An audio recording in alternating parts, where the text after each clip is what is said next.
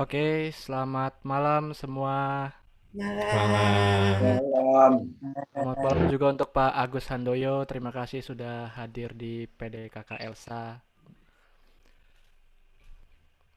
Pada malam hari ini di PDKK Elsa hari ini kita bentar. Pak Agus Handoyo, terima kasih sudah hadir di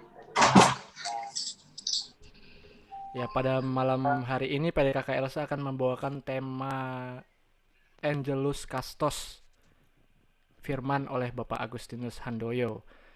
Dan untuk WL pada malam hari ini akan dipimpin oleh Ci Astri. Sepertinya belum hadir.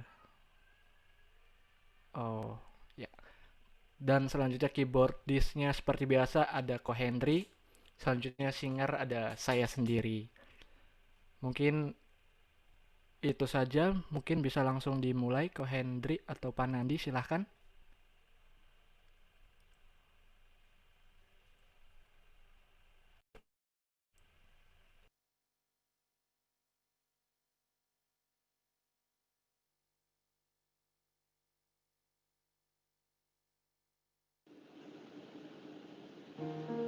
Shalom Bapak Ibu Saudara-saudariku terkasih, selamat malam semua yang ada di Zoom maupun yang ada di YouTube. Shalom.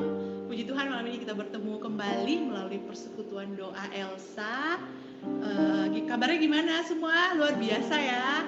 Sudah memasuki bulan keberapa nih kita ada di rumah aja. Iya, masih tetap di rumah aja kan? Iya, malam ini kita mau datang kepada Tuhan, kita mau kembali bersekutu dengan Dia, kita mau mendengarkan firman-Nya, kita siapkan hati kita siapkan sikap kita. Kita angkat tanda kemenangan Kristus dalam nama Bapa dan Putra dan Roh Kudus. Amin. Selamat malam ya Bapa, selamat malam ya Yesus, selamat malam ya Roh Kudus. Sungguh hanya oleh karena kasih dan kemurahan Tuhan, kami boleh berada di tempat ini. Tuhan, kami boleh berada di keadaan seperti ini saat ini Tuhan. Sungguh hanya karena penyertaan dan pemeliharaan Tuhan di dalam hidup kami. Kami ada sebagaimana kami ada hari ini. Kami bersyukur dan berterima kasih Tuhan kalau malam ini kami boleh kembali bertemu muka melalui Zoom dan juga YouTube untuk kami sama-sama boleh memuji dan memuliakan Engkau, untuk kami boleh sama-sama menyembah Engkau, Tuhan dan Raja di dalam hidup kami. Saat ini Tuhan, kami mau naikkan syukur kami bagi Engkau, karena hanya Engkau Tuhan penolong di dalam hidup kami, Tuhan yang hadir di dalam setiap musim di dalam kehidupan kami. Ini kami anak-anak-Mu Tuhan, kami datang, kami mau berterima kasih dan bersyukur kepadamu.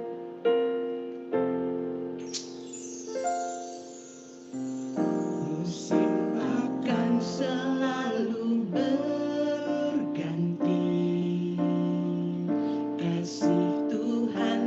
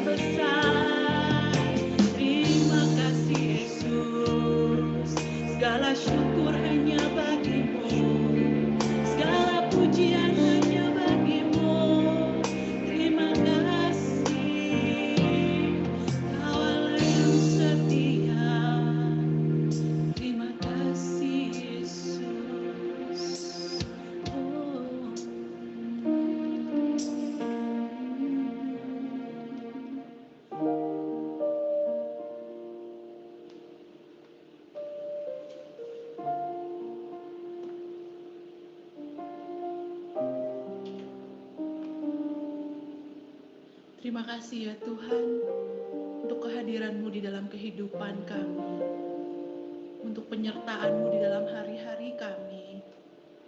Sampai dengan hari ini Tuhan, Engkau selalu menolong kami. Engkau Tuhan yang selalu menjaga kami. Tak pernah sekalipun Kau membiarkan kami jatuh dan tergeletak. Sungguh hari-hari ini Tuhan, kami mengalami Tuhan yang begitu setia di dalam kehidupan kami. Terima kasih Tuhan untuk kesehatan yang Kau berikan, untuk keluarga kami yang terus Engkau jaga Tuhan, untuk pekerjaan yang boleh terus kami miliki sampai saat ini, bahkan untuk berkat-berkat kecil yang kadang tidak pernah kami pikirkan tapi Tuhan sediakan bagi kami. Terima kasih Tuhan, sungguh hanya karena mengandalkan Engkau, kami bisa boleh terus bertahan sampai dengan hari ini. Malam ini Tuhan, kami melepaskan sungguh-sungguh semua pergumulan dan beban kami. Kami sungguh-sungguh datang dengan seluruh hati kami kepada Tuhan. Kami mau menyembah Tuhan, karena kami tahu lebih dari napas kami, itulah Tuhan di dalam hidup kami. Bapa, pegang tangan kami.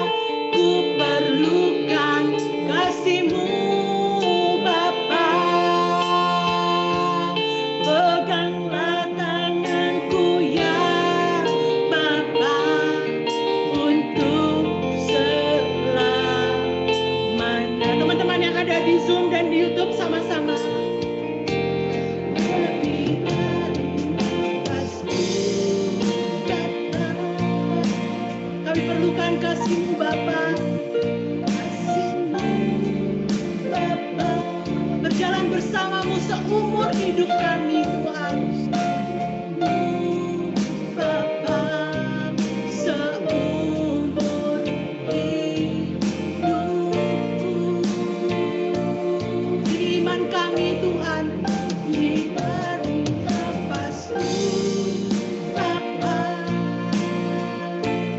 ku perlukan kasih-Mu Bapa, pegang tangan kami Tuhan, ya Bapa, untuk selamanya.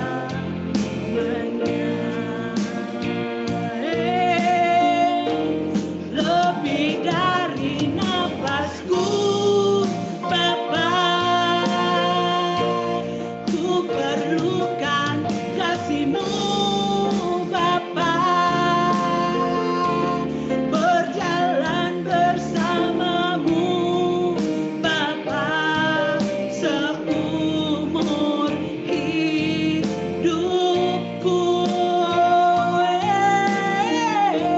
Lebih dari nafasku Bapa, ku perlukan kasih-Mu Bapa, peganglah tanganku ya Bapa, untuk selamanya. Peganglah Tuhan, peganglah tanganku ya Bapa, untuk selamanya. Pegang tangan kami Tuhan, peganglah tanganku ya Bapa, untuk selamanya.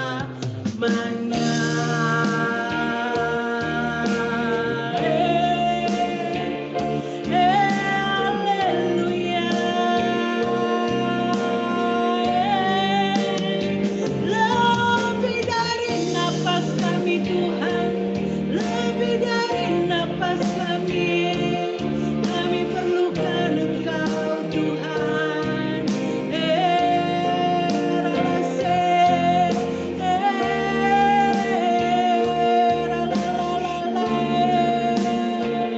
Haleluya.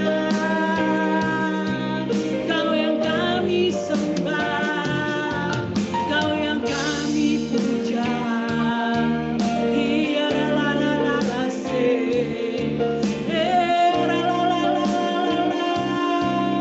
Kau penolong kami.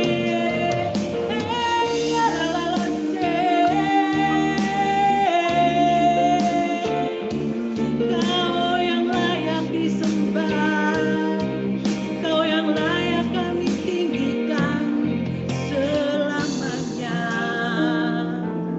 Haleluya.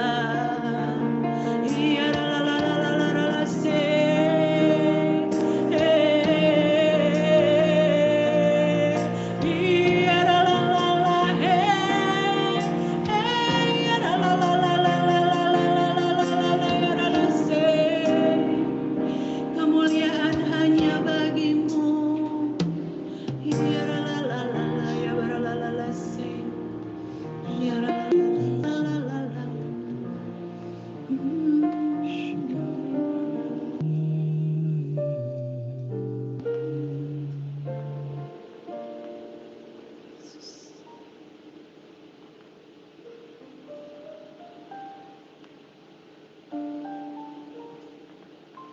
Saat ini Tuhan, kami mengulurkan tangan kami untuk Tuhan boleh pegang, untuk Tuhan boleh genggam, untuk Tuhan boleh tuntun kemanapun Tuhan ingin membawa kami.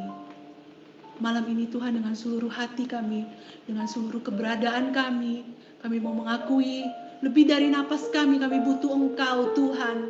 Dan seluruh hidup kami serahkan hanya ke dalam tuntunan tangan Tuhan. Di luar Engkau Tuhan kami tidak bisa apa-apa. Di luar Engkau kami tidak tahu harus kemana Tuhan, kami kehilangan arah. Hanya Engkau yang kami andalkan di dalam kehidupan kami, Tuhan. Terima kasih ya Tuhan, kalau malam ini Engkau boleh memberi kami kesempatan untuk boleh memuji dan menyembah Engkau, dan boleh mendengarkan firman-Mu, isi hati-Mu yang akan Engkau sampaikan melalui Bapak Agustinus Handoyo. Kami serahkan Bapak Agustinus ke dalam tangan kasih-Mu Tuhan. Kami percaya Tuhan sudah mengurapi beliau dari ujung kepala sampai ujung kaki, sehingga apa yang disampaikan malam ini boleh sungguh-sungguh memberkati kami dan memberikan sukacita dan damai sejahtera bagi kami semua. Roh Kudus terus berkarya di dalam hati kami, dimanapun kami berada saat ini Tuhan. Biar apapun yang kami dengar malam ini boleh sungguh-sungguh masuk ke dalam hati kami, ke dalam pikiran kami, dan menjadi penuntun di dalam langkah kami. Kami serahkan malam ini ke dalam tangan-Mu Tuhan. Kami siap untuk mendengarkan.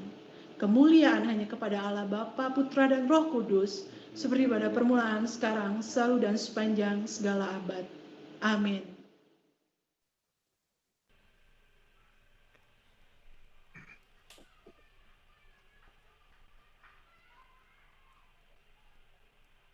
Silakan Pak Agus Handoyo. Ya.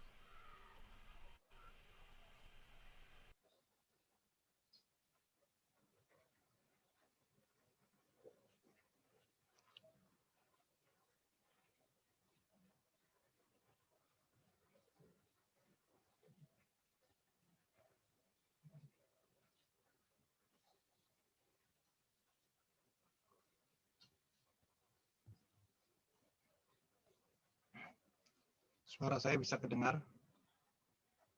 Bisa Pak. Bisa, Pak. Selamat malam. Kita semua mau melihat satu pengalaman iman. Angelos Custos dalam bahasa Latin. Dalam bahasa Inggrisnya itu guardian angel, malaikat pelindung. Yang kita peringati bersama setiap tanggal 2 Oktober. Saya memulainya dengan satu rumusan di dalam Katekismus Gereja Katolik nomor 328 sampai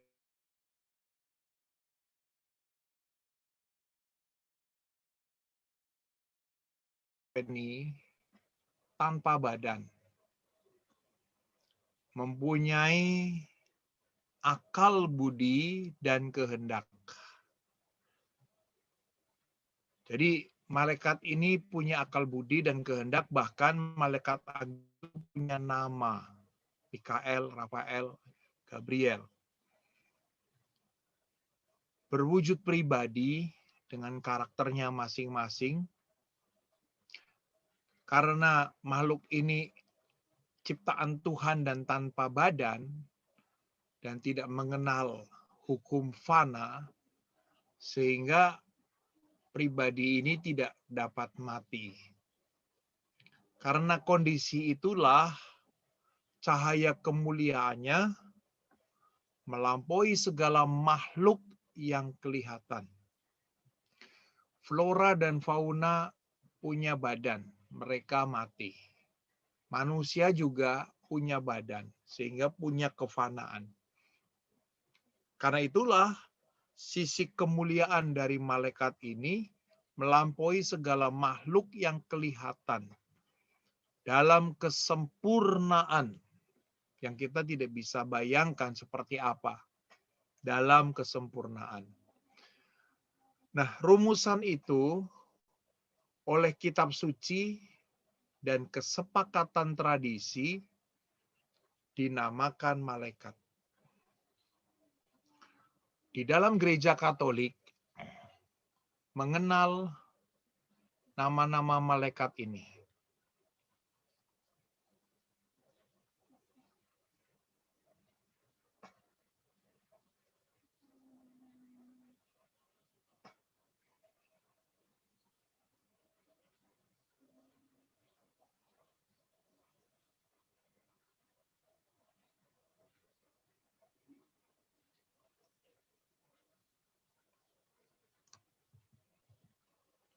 3 malaikat agung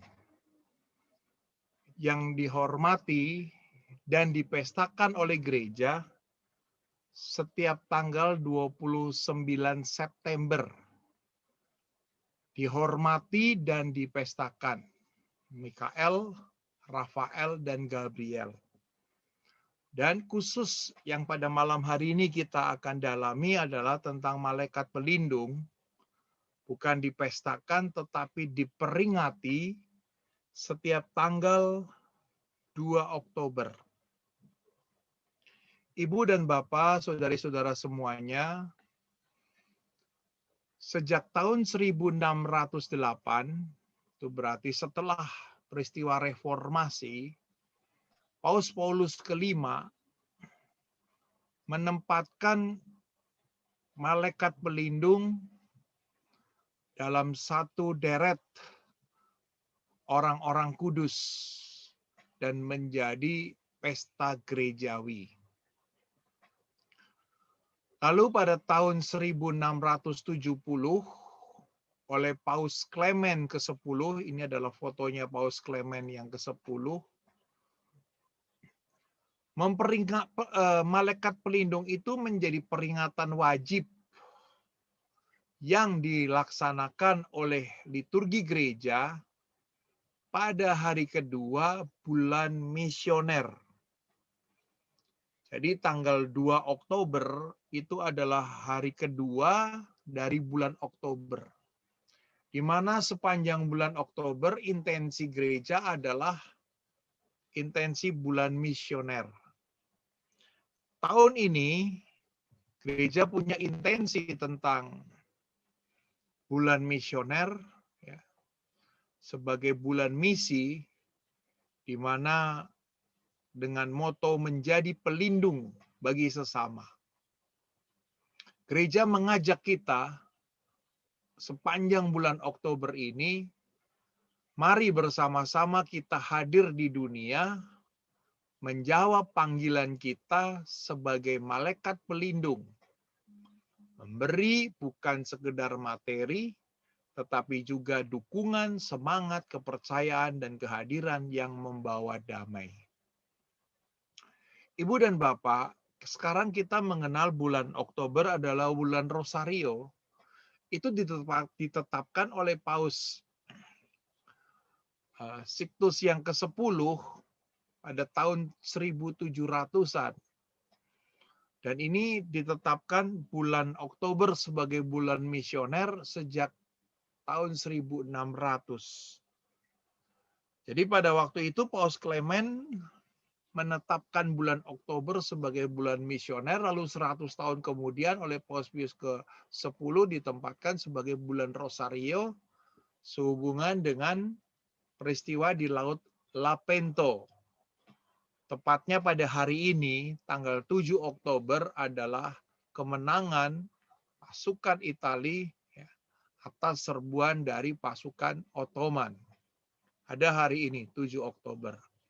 Jadi kita bersyukur kalau pada malam hari ini sekaligus memperingati inti dari bulan Rosario, tetapi juga kita mendalami makna dari bulan misioner sepanjang bulan Oktober. Oleh Paus Clement yang kelima ditetapkan di dalam hari kedua sepanjang bulan Oktober sebagai peringatan kepada malaikat pelindung. Nah, kita tahu di dalam liturgi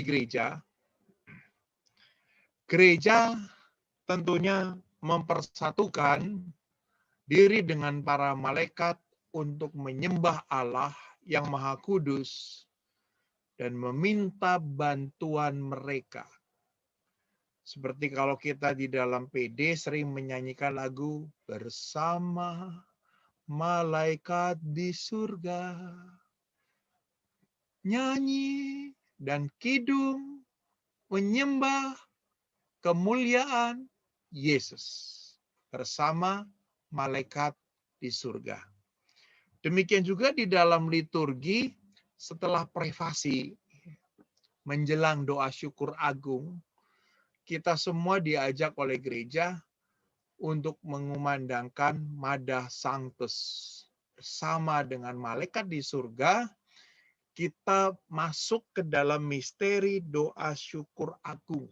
Jadi sepanjang doa syukur agung, gereja mempersatukan diri dengan para malaikat untuk menyembah Allah yang Maha Kudus dan meminta bantuan mereka. Supplices te rogamus. Tepatnya di dalam rumusan doa syukur agung yang pertama ada bahasa Latin yang bunyinya seperti ini. Supplice te regamus in paradisum deducen te angeli.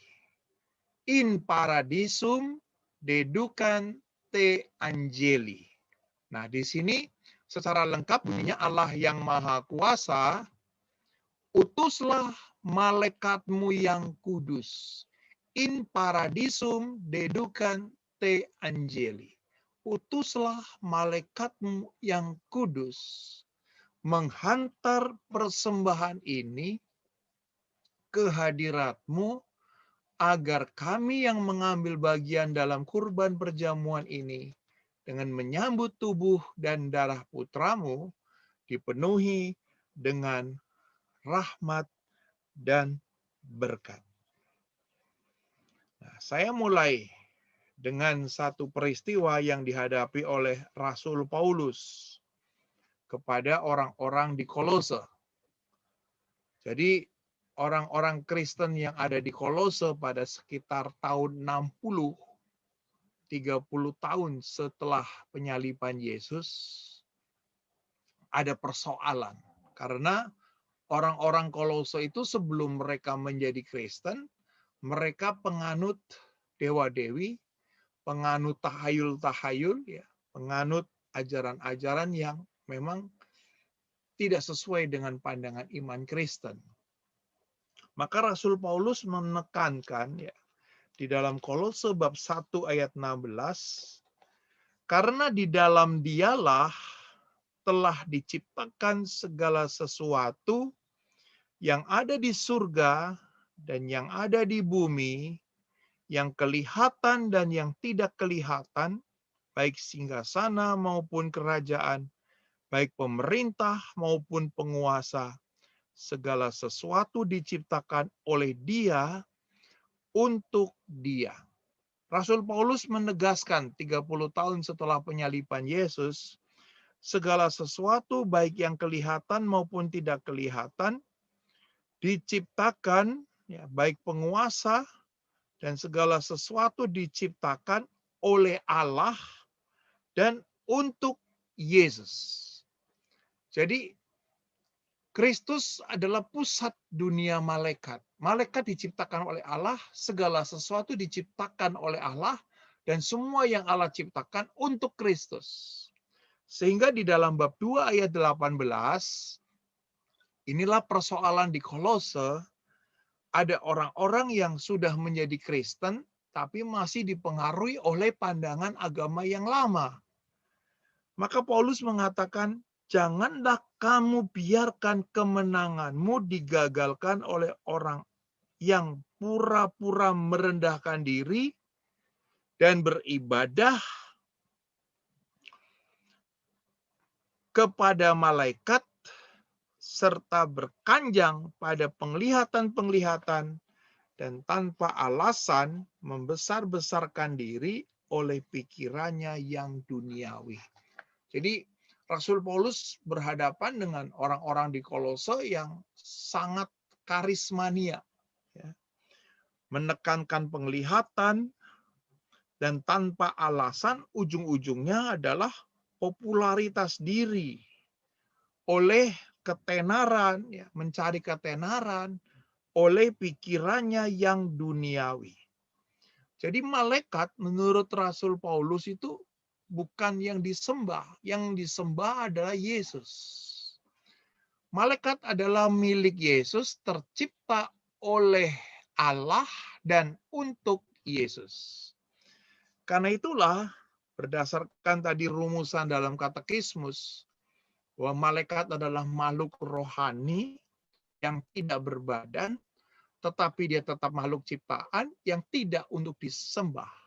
Karena Yesus Kristus adalah Tuhan atas dunia dan Tuhan atas sejarah, karena semuanya diciptakan untuk Dia. Nah, dari sini baru kemudian kita mulai bertanya, lalu bagaimana peranan malaikat pelindung dalam kehidupan kita sebagai umat manusia yang Tuhan ciptakan juga, tapi dalam keadaan yang fana. Saya mulai dengan pengalaman dari Abraham. Di dalam Kejadian bab 22 ayat 10 sampai dengan 12. Abraham dijanjikan oleh Allah akan diberi anak terjanji yang bernama Ishak. Namun pada saat Ishak berusia remaja, Tuhan bersabda, persembahkan Ishak di atas gunung Moria. Maka dalam perjalanan ke atas gunung Moria, si Ishak itu bertanya kepada bapaknya Abraham, Papa, kayu bakar sudah ada, pisau sudah ada, kemudian mana domba persembahannya? Nah, pada waktu itu Abraham tidak bisa menjawab apa-apa atas pertanyaan dari Ishak. Dan Abraham memilih taat kepada Allah yang setia.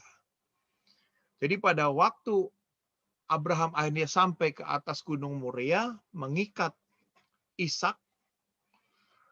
Sesudah itu Abraham mengulurkan tangannya, lalu mengambil pisau untuk menyembelih anaknya. Tetapi dalam seperberapa detik dikatakan, berserulah malaikat Tuhan dari langit. Abraham, Abraham. Sahutnya, pikir Abraham itu adalah suara Tuhan. Sehingga Abraham langsung menjawab, ya Tuhan. Dan dilanjutkan, Tuhan yang berfirman, bukan malaikat yang berfirman. Lalu ia, I besar, berfirman. Kita bisa baca sendiri lanjutannya. Jadi dalam peristiwa ini, malaikat itu benar-benar memanggil nama Abraham dalam situasi yang sangat genting dan kritis. Nah, kita mau belajar dari perjanjian baru berdasarkan surat Paulus kepada orang-orang di Korintus bab 10 ayat 13. Bunyinya seperti ini. Pencobaan-pencobaan yang kamu alami ialah pencobaan-pencobaan biasa yang tidak melebihi kekuatan manusia. Sebab Allah setia, dan karena itu Ia tidak akan membiarkan kamu dicobai melampaui kekuatanmu. Pada waktu kamu dicobai, Ia akan memberikan kepadamu jalan keluar, sehingga kamu dapat menanggungnya. Sebab Allah setia, dan karena itu Ia tidak akan membiarkan kamu dicobai melampaui kekuatanmu. Kesetiaan Allah itu juga memberikan solusi atas pencobaan itu. Gambar ini menginspirasikan saya bahwa ada anak kecil yang pasti terlepas dari gandengan oma opanya atau papa mamanya, lalu tiba-tiba dia berlari ingin menolong replika Yesus yang jatuh di bawah salib. Anak kecil ini wanita ya, yang berusaha mau menolong Yesus yang berbeban berat ini. Itu adalah naluri kemanusiaan kita, anak kecil ini. Sehingga apa yang dikatakan oleh Rasul Paulus di dalam 1 Korintus, Allah itu setia menyertai umat dalam pencobaan dan penderitaan yang harus dihadapi. Kadang-kadang kita lupa kesetiaan Allah karena kita punya banyak pengetahuan. kita akhirnya terlena dengan kepuasan diri, sukaria, dan bahkan akhirnya kita mengandalkan berhala-berhala yang ada di sekitar kita. Selama pandemi ini, selama 7 bulan kita work from home seperti ini, apa yang bisa kita andalkan? Apakah kehebatan kita? Tidak. Saya juga mulai belajar dengan model pewartaan Zoom begini juga, was-was dalam hati saya. Karena saya tidak menguasai teknologi ini. Sehingga saya tetap berdoa kepada Tuhan supaya wifi-nya bisa berjalan dengan baik, semuanya dengan baik ya. Tapi pada saat kemudian kita merasa semuanya kita udah tahu, kita menjadi puas diri, kadang-kadang kita lupa bahwa Allah itu Allah yang setia. Tapi kadang-kadang kita tidak setia karena apa? Kita mengandalkan yang bukan Allah. Pengetahuan kita, ya, kepandaian kita, dan seterusnya, dan seterusnya. Oleh karena itulah, selama 7 bulan kita berada dalam situasi work from home seperti ini, seharusnya setiap pagi kita mengatakan selamat pagi. Mulailah hari ini dengan doa dan tersenyumlah pada Yesus. Karena Yesus adalah segala pusat dari yang diciptakan oleh Allah. Dan saya yakin Yesus lebih berkuasa dari pandemi ini. Karena dia adalah Tuhan. Segala sesuatu yang kelihatan maupun yang tak kelihatan, Tuhan ciptakan untuk dia dan oleh dia. Jadi Yesuslah yang utama dalam hidup kita. Tersenyumlah pada Yesus sebagai ucapan syukur apapun keadaan kita.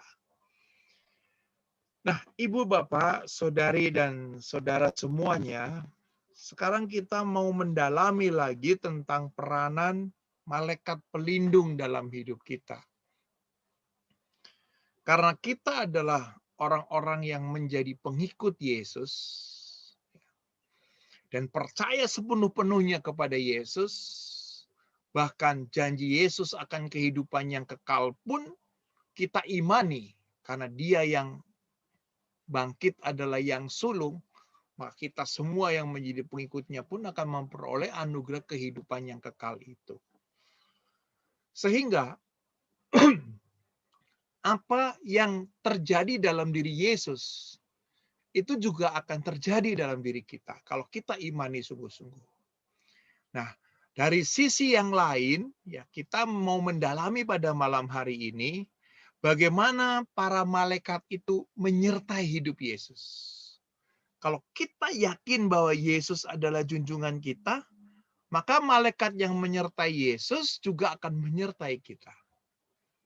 Nah, mulai dari penjelmaan menjadi manusia, malaikat Gabriel sudah menampakkan dirinya. Dan kehidupan sabda yang menjadi manusia dikelilingi oleh penyembahan dan pelayanan malaikat.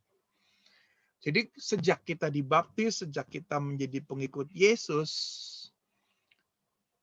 karena Allah kita adalah Allah yang setia, Allah menyelenggarakan hidup kita, maka kehidupan kita dikelilingi oleh penyembahan dan pelayanan malaikat.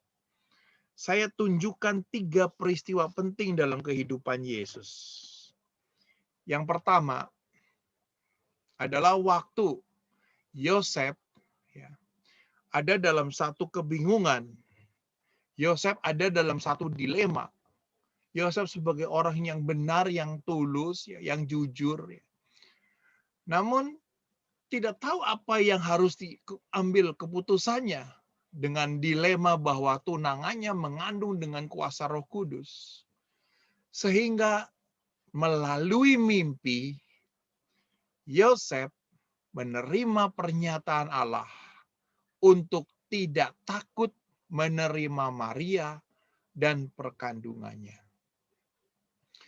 Dari peristiwa ini, Ibu, Bapak, dan saudari-saudara semuanya, kita pun yakin sejak kita ada di dalam kandungan, malaikat itu telah menguatkan, memberkati kedua orang tua kita. Sehingga mereka mengambil keputusan untuk melahirkan kita. Untuk mengizinkan kita hidup di dunia ini. Waktu itu kita masih dalam bentuk janin yang tidak tahu apa-apa, tetapi malaikat sudah menguatkan kedua orang tua kita. Apalagi kalau kita pernah dengar bagaimana waktu kita dilahirkan, suka duka mereka, ketakutan mereka, dan seterusnya, dan seterusnya. Namun toh kita bisa bersyukur bahwa bukan hanya sekedar orang tua kita yang begitu mengasihi kita, tetapi hati nurani mereka dan juga penyertaan malaikat mengizinkan kita bisa lahir di dunia ini. Itulah peranan pertama malaikat yang melindungi kita. Yang kedua, di dalam Injil Matius bab 4 ayat 11 ada saat di mana Yesus ditawari, bukan dicobai ya, ditawari 3 hal. Makanan yang enak, batu berubah menjadi roti, dan tawaran yang kedua dari si iblis adalah jabatan politik seluruh dunia. Dan yang ketiga, iblis menawarkan juga tentang perlindungan Allah. Menurut saya, menu yang ditawarkan oleh si iblis kepada Yesus itulah menu yang sangat menarik bagi manusia. Tetapi iblis sebenarnya tidak suka makan. Karena iblis itu juga malaikat yang jatuh ke dalam dosa. Dan dia tidak perlu makan roti, tapi dia tawarkan kepada kita. Iblis juga tidak perlu kekuasaan dan jabatan politik, tapi dia tawarkan kepada kita. Dan yang ketiga, iblis juga tidak memerlukan perlindungan Allah, tapi dia tawarkan kepada kita. Malaikat pada waktu itu tidak berbicara apa-apa. Dia hadir. Dia melindungi, dan kuasa ilahi selalu menaungi orang yang dikasihi Allah. Tak peduli seberapapun hebatnya pencobaan. Jadi kadang-kadang kita, di saat-saat kita dewasa, kita masih merintis karier, kita mengambil banyak keputusan untuk kenikmatan hidup, untuk jabatan-jabatan yang sungguh-sungguh semarak, atau mungkin kita memakai jalan pintas untuk selalu mendapatkan perlindungan Allah. Namun tanpa disadari bahwa kita kejebak oleh tawaran-tawaran si iblis kalau akhirnya kita lupa diri. Namun pada waktu itu Yesus mengatakan, prioritas hidupku bukan masalah makanan jasmani, bukan masalah jabatan duniawi, dan bukan persoalan meminta jalan pintas rohani. Dan itulah pada saat kita juga sekarang di dalam bulan Rosario ini juga kita meminta, apalagi kalau jam 6 pagi, jam 12 siang, jam 6 sore kita doa Angelus, supaya apa? Malaikat itu juga menyertai kehidupan kita dalam perjalanan hidup kita. Malaikat tidak ngomong apa-apa, sebatas kita masih mampu mengambil keputusan-keputusan yang sesuai dengan kehendak Allah. Tetapi malaikat hadir.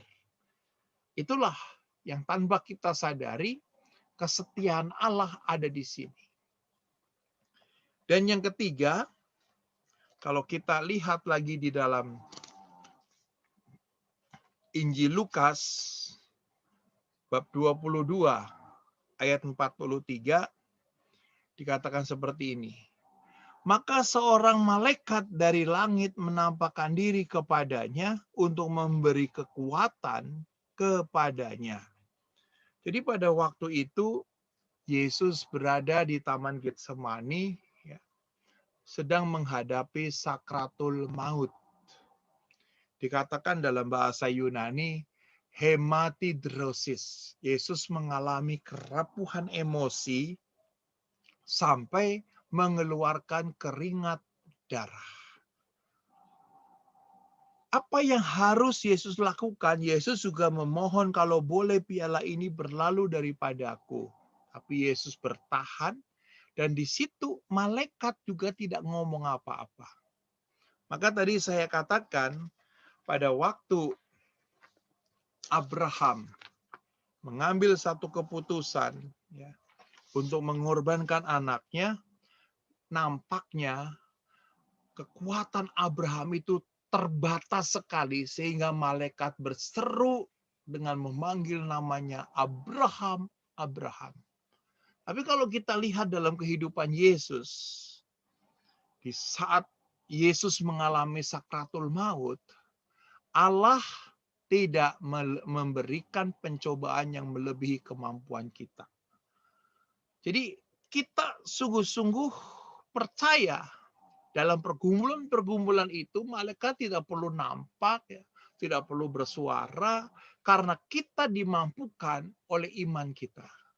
Tapi malaikat hadir dalam 3 peristiwa penting yang tadi sudah kita dalami dalam kehidupan Yesus. Saat kita di dalam kandungan, saat kita mengambil keputusan, saat kita bekerja, mengambil jabatan, ataupun rezeki, ya, ataupun perlindungan Allah, malaikat hadir di situ. Apa yang sedang kita utamakan, dan nanti pada saat kita berada dalam sakratul maut, nah di situ malaikat menguatkan.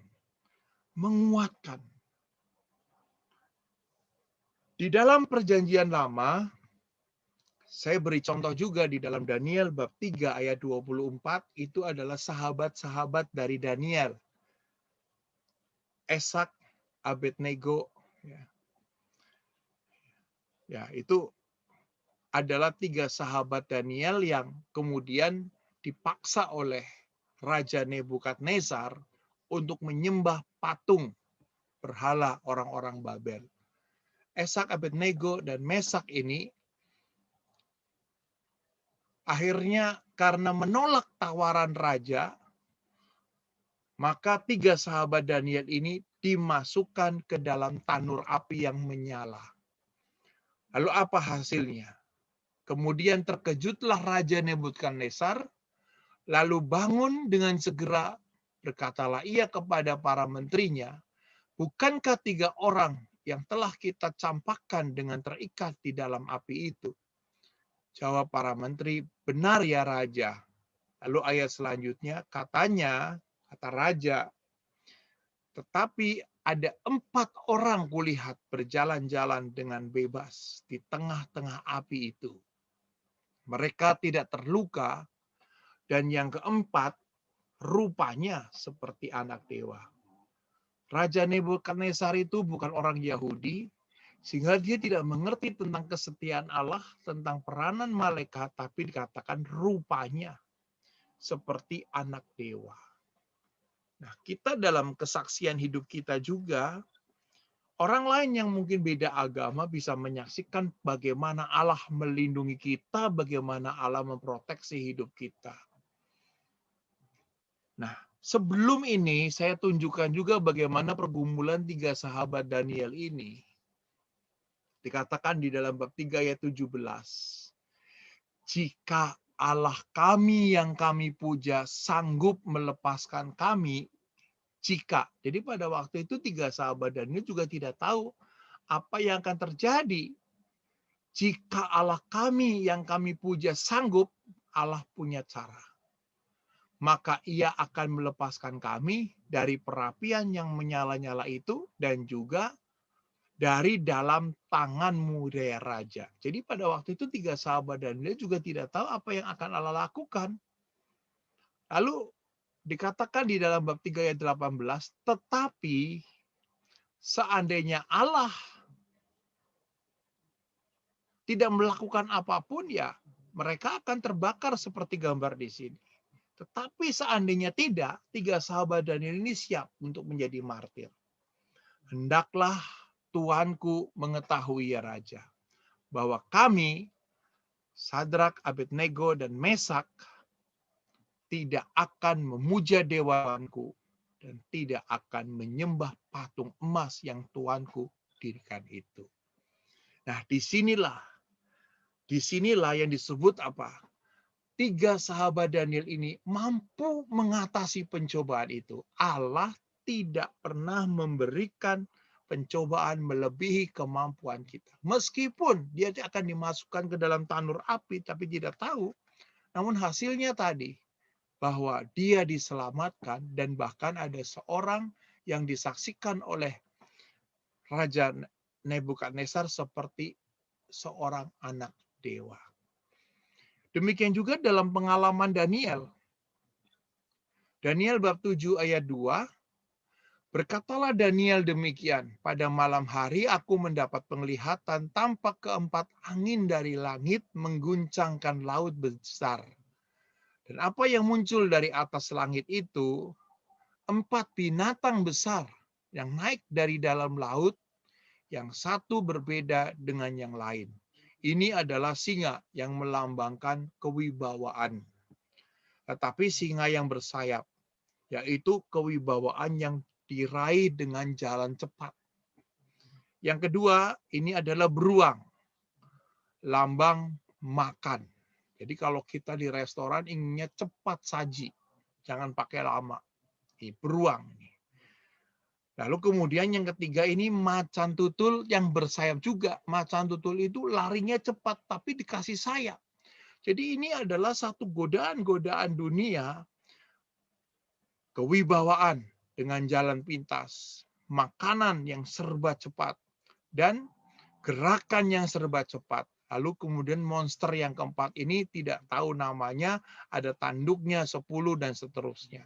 Ini adalah kekuasaan misterius. Jadi selama kita pandemi 7 bulan di sini, work from home, gerakan kita itu gerakan model Korea, LG. Lu lagi, lu lagi, lu lagi, lu lagi. Ya kan?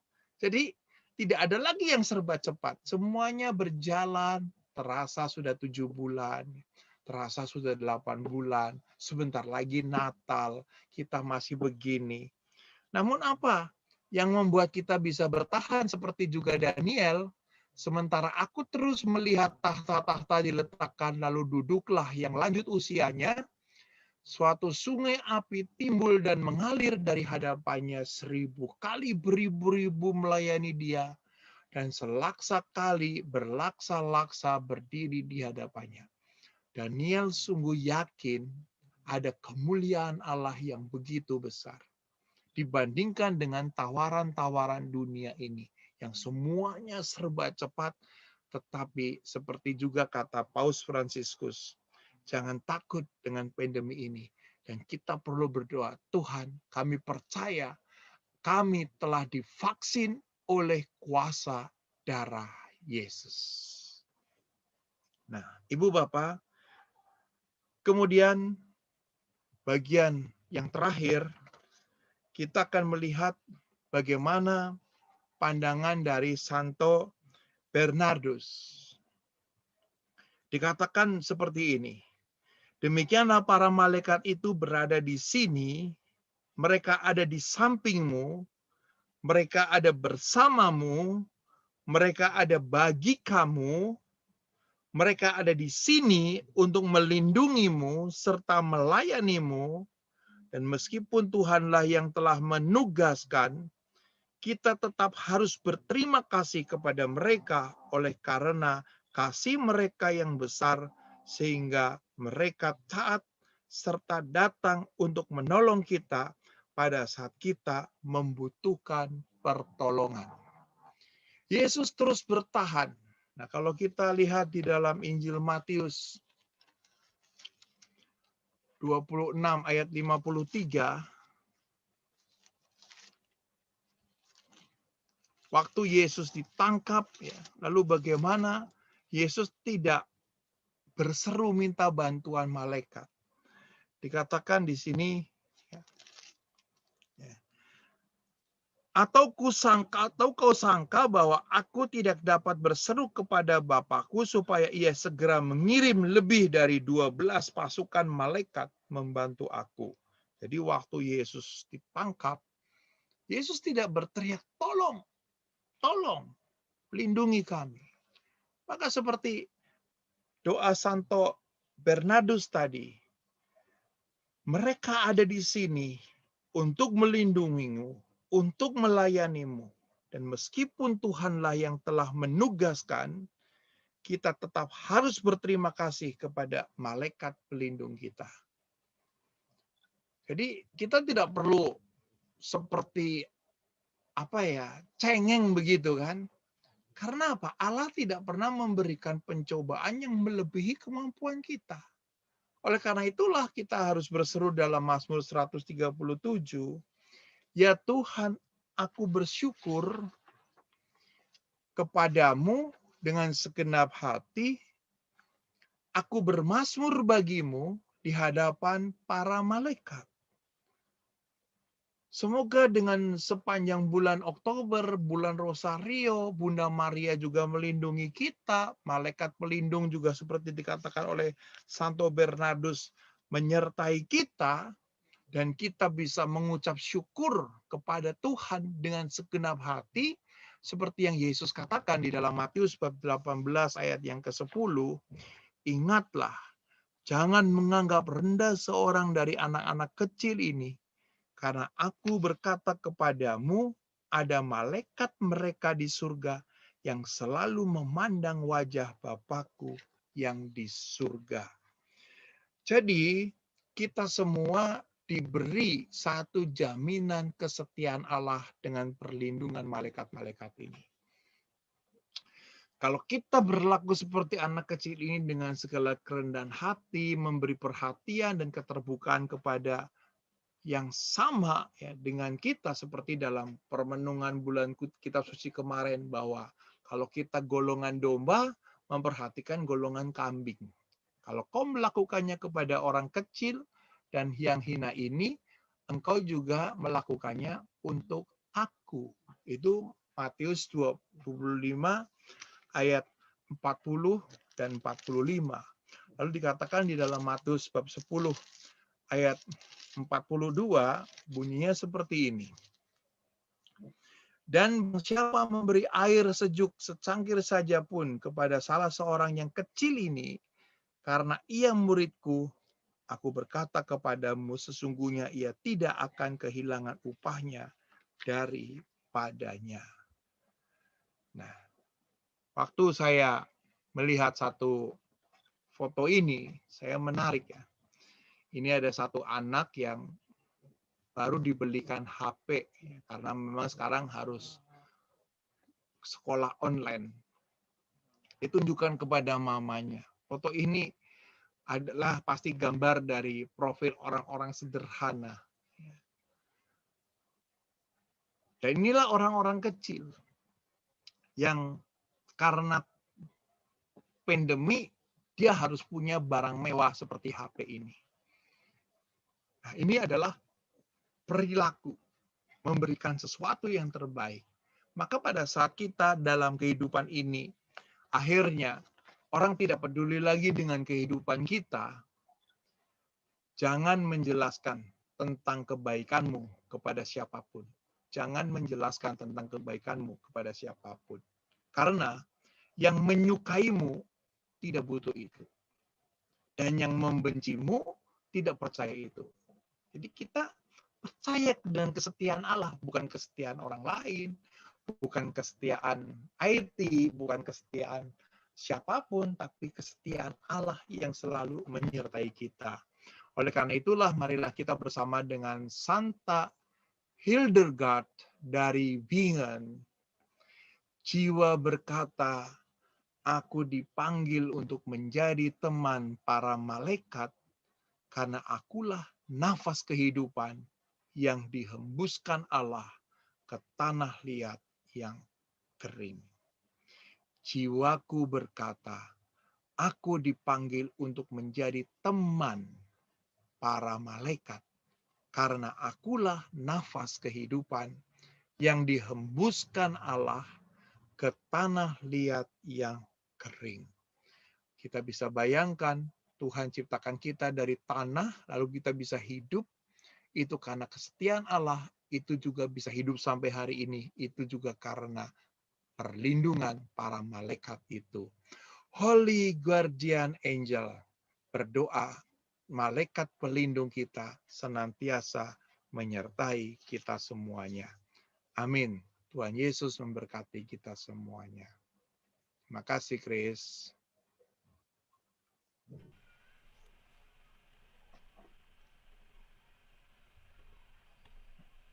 Ya, terima kasih Pak Agus Handoyo atas firman-Nya.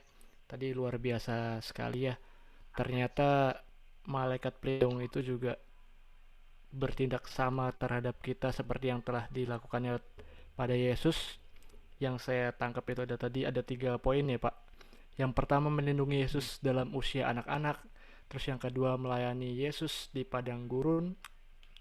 Yang ketiga itu menguatkannya dalam sakratul maut. Jadi malaikat pelindung juga selalu melindungi kita, selalu melayani kita, dan selalu menguatkan kita di setiap persoalan. Begitu ya Pak. Oke. Terima kasih banyak. Untuk selanjutnya ada beberapa pengumuman.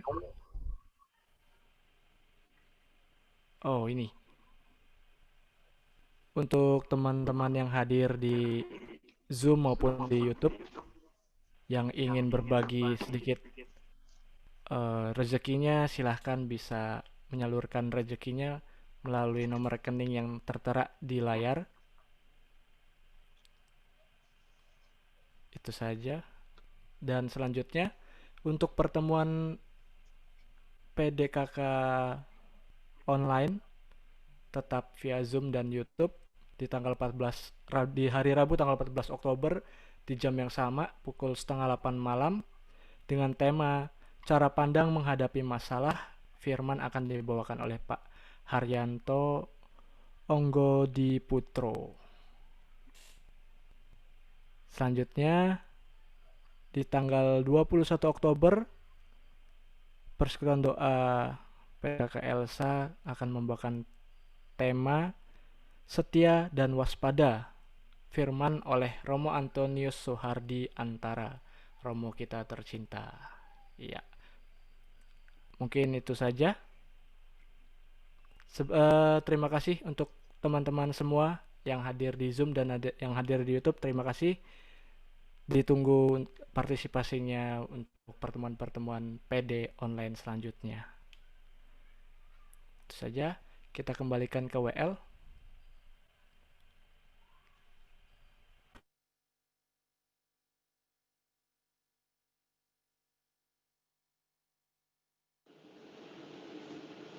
Bapak Ibu, saudara-saudari terkasih, mari kita tutup persekutuan doa kita malam ini. Kita mau berdoa bersama-sama.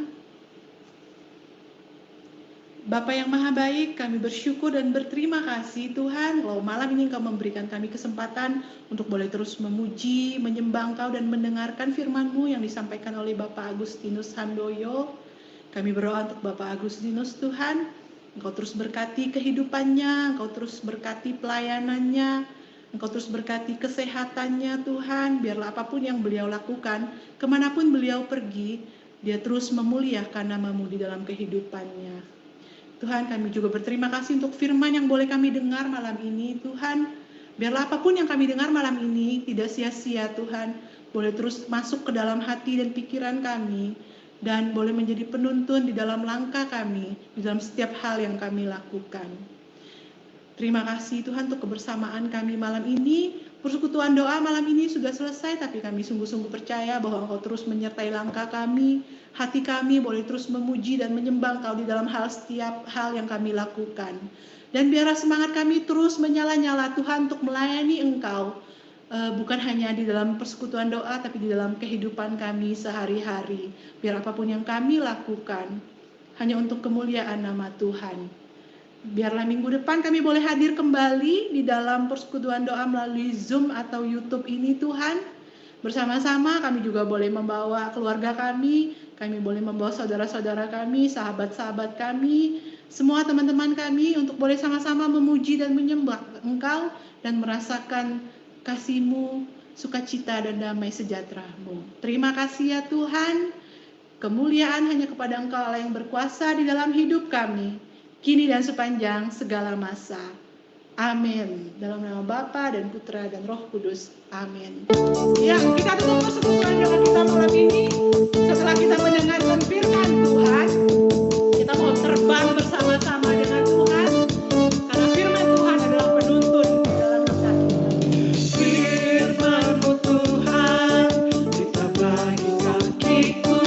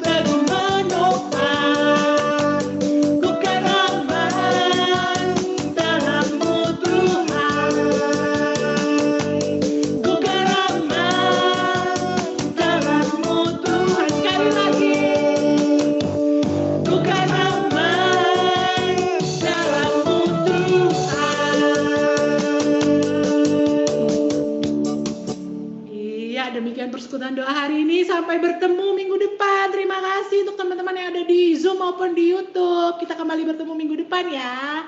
Tuhan memberkati. Oke, teman-teman semua, jangan pada live dulu, tadi kita lupa foto.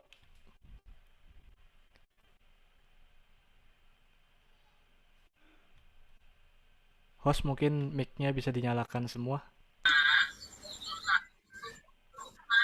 Oke, sebentar. Loh, kok gini? Dijalin.